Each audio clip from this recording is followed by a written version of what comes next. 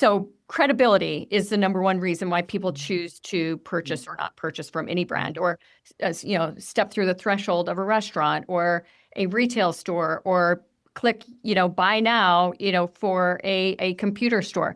It's because of the credibility that's been developed.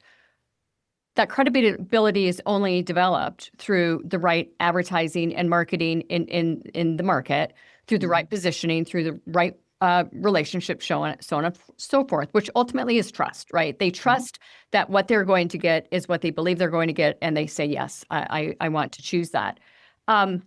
Why are consumers then, or why are brands then, rather, not placing the level of importance on it that they need to be? Because I think again, like I think that they're approaching it from the wrong angle. I think they're approaching it from the efficiency, the ease, the saving money. I can pump out stuff faster, all of that, and there's an element of truth in that. However, if you approach it differently, and as I said, you start having the human and the AI working together in collaboration, and and then you start to make sure that you're transparent. And I think that's the thing. I think that's what consumers really want, is they want transparency, right? They're going to love the efficiency that AI brings. Who wouldn't, right? Do you want to have a better experience when you engage? But at the end of the day, you want to connect and believe that there are real people behind it, and people who are going to have your back, or Right. or people you can trust, or people you share the same ideas with, or whatever.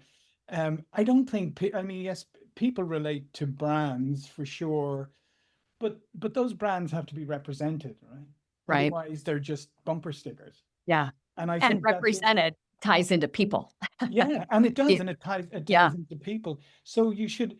So I think people need to get away from this idea of what does AI do and what does people do, and say, what do AI and people do together to Yeah. to increase our efficiency, make sure we hit our target audience the right way, but that we also are transparent, and that we establish that real authenticity and that trust level. So one of the things would be, absolutely, you should tell people when you're using AI. Mhm. Don't let Yeah. them discover. That's the worst thing. Don't let them discover. And to be honest, if you're interacting with AI, and you're actually interacting with AI, and it's giving you what you need, fantastic, you're happy. Yeah. Well, I think we're all getting a lot more done Mhm, because of the incredible tool that AI provides us. mhm, Let's switch gears here for a second. You've talked about the concept of a revenue network. mhm. What does that mean? Well, there's a number of things. I mean, particularly in B2B business today. I mean, I think Gartner said recently it's up to like 7 or 8 or 9 people argue buying committees, right? So, there's not single Very true. people. There's not single people making decisions. There's not a single decision maker. There's a lot of influences. There's people.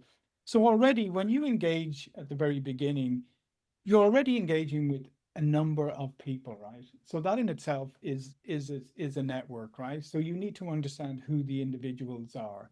Then you can start to look at what connections do you have to these people, like external, internal, whatever. So you building out your network, and therefore then when you start to sell, you're selling to this group of people. You're focusing things differently for different people. You're bringing in, maybe you have somebody who used to work there, somebody who consulted there. You're also accessing them, so you're building out this network around it.